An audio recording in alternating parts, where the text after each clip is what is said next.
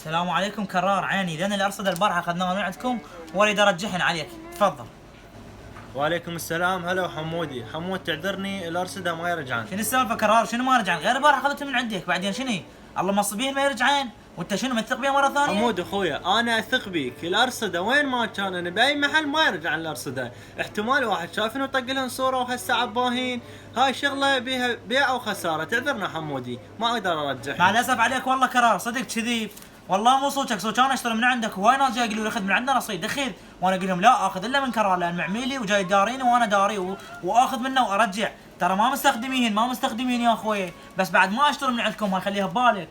الله ياك الله ياك بالسلامه، روح عساك بعد لا رجعت، يعني هي الارصده وين ما كان ما ترجع الارصده، انت جاي تحرجني وتريدني ارجعها لك، والله يا الله يا ريت اكون اخسر كل هيك المعامل ولا اظل وياهم بداخة راسي. هلا قوم عزي